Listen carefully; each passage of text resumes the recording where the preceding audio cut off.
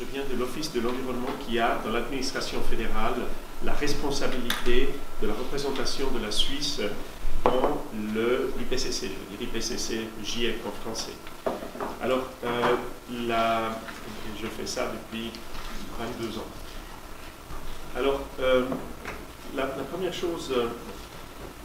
chose importante à avoir dans ce contexte, c'est l'interface entre la science et la politique. Et l'IPCC est vraiment le paradigme, le prototype, l'archétype de cette réussite de transférer des connaissances scientifiques dans le domaine de la politique. Pourquoi?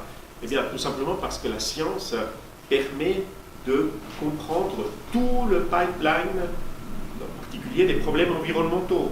Quels sont les problèmes, les tendances, quelles sont les causes, quels sont les moteurs, quelle est l'influence humaine, quelles sont les conséquences, mais aussi quelles sont les solutions possibles et quels sont en particulier les coûts de l'action, de l'inaction. Donc très important, la science sur tout ce pipeline de la problématique environnementale est extrêmement utile. C'est pour ça que nos collègues sont sollicités, sont mis au travail avec des questions très précises. Des questions très précises. Policy relevant questions.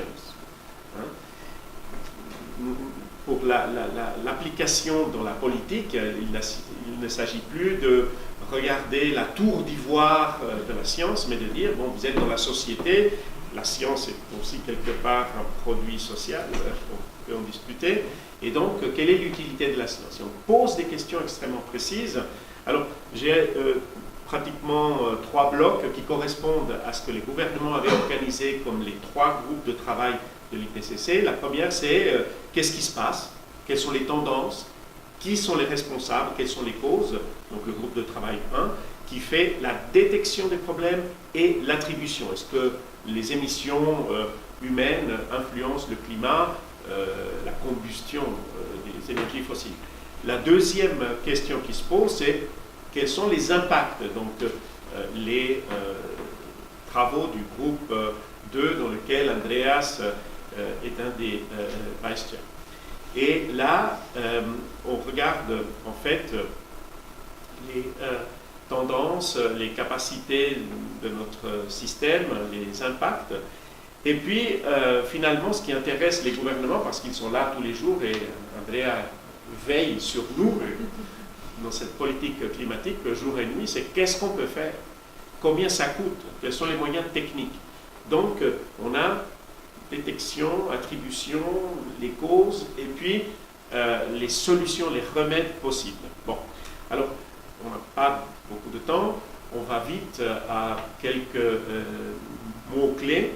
Le GIEC, avec ces questions qui sont posées très policy relevant, nous donne, pas seulement au gouvernement, mais à toute la société. C'est un processus extrêmement ouvert, malgré que momentanément, on garde un peu les rapports, mais si vous voulez les consulter, même maintenant, bon, vous pouvez le faire. Et donc, on reçoit des réponses, et ces réponses, je retourne de nouveau vers Andrea, qui est vraiment là notre personne d'action, sont utiles pour l'action politique. Alors, je prends par exemple quelque chose qui n'a pas été trop mentionné et que moi j'aime bien comme activité de l'IPCC parce que c'est un peu la colonne vertébrale de nos connaissances, c'est les méthodologies pour les inventaires de gaz à effet de serre. Comment vous savez combien on émet, etc. Et donc l'IPCC a dit non, etc. Toujours dans la division de Andrea, il y a des collègues qui font vraiment le compte de combien on émet de tonnes, de mégatonnes, 50 à peu près, par année en Suisse, etc. Combien émet la Chine? Alors, la Chine garde ces données extrêmement confidentielles, stratégiques, donc on ne sait pas trop. Bon, les États-Unis, eux, oui, alors intéressant même, nos émissions descendent un peu ces derniers temps, etc. Donc, cette fonction est très importante. Une autre fonction, et pour l'anecdote, dans la législation suisse, je crois que c'est le seul endroit qui est contraignant, legally binding, rechtlich verbindlich, où où l'IPCC est mentionné, c'est dans l'inventaire, dans la métrologie des émissions de gaz à effet de serre, dans la loi fédérale sur la métrologie concernant les émissions de gaz à effet de serre. On dit qu'on doit utiliser les lignes directrices de l'IPCC, en plus des groupes de travail 1, 2, 3 qui fournissent une information scientifique. Alors, application très précise, c'est par exemple les objectifs nationaux de réduction des émissions, la loi CO2 et les engagements de la Suisse au niveau international sur le protocole de Kyoto à l'époque, accord de Paris.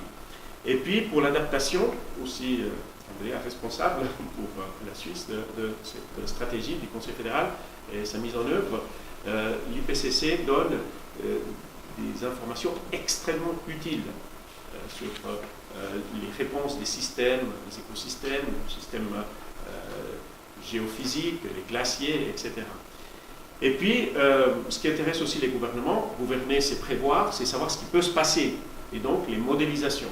L'IPCC induit, ne fait pas lui-même, ça a été mentionné par les collègues, mais induit toute une action, et bon, les derniers scénarios nous viennent d'un conglomérat de groupes au niveau mondial qui modélisent ce que peuvent être les différents chemins d'émissions, les concentrations atmosphériques et donc par conséquent des effets. Et donc par rapport à cette information, les gouvernements peuvent décider d'adopter une ou l'autre trajectoire.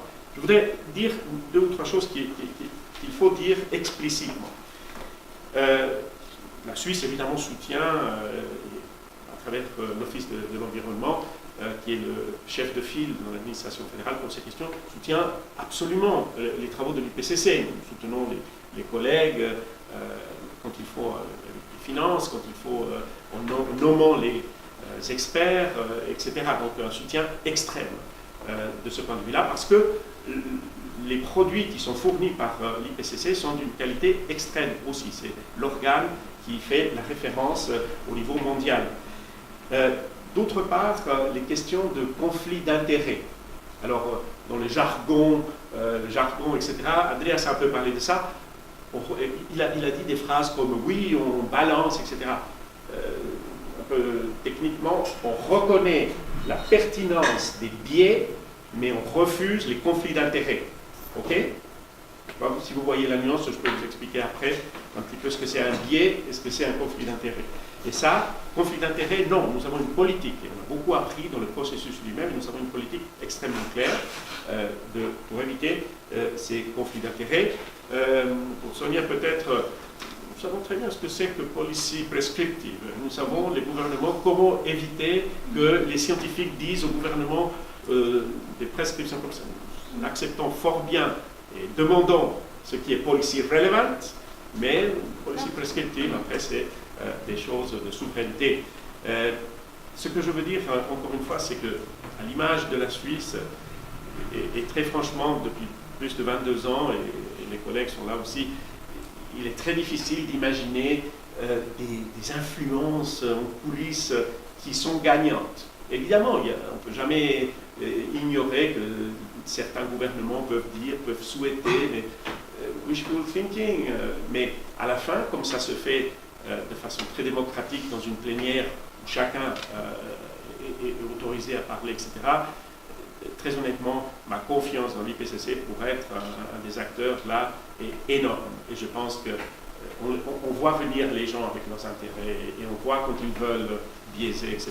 Et donc, moi, comme les collègues, les autres points focaux de l'Union européenne, des États-Unis, du Canada, mais de partout, de l'Afrique, savent très bien qui essayent d'influencer et on sait très bien comment mesurer ces choses. Et puis, encore une fois, la liberté académique, la liberté de recherche, la liberté des experts, elle est intangible. On ne touche pas à ça, parce que c'est ça qui fait la valeur. C'est ça qui fait la valeur, d'avoir des opinions, un jugement tout à fait objectif, méthodologiquement très sûr, parce que la science a une méthodologie, a des approches objectives, etc. Donc la valeur du savoir scientifique est extraordinaire. Et ça ne nous coûte pas trop cher au gouvernement, je dois dire. Les collègues travaillent jour et nuit et c'est un coût assez modéré en cash que les gouvernements payent pour ce magnifique service. Merci beaucoup.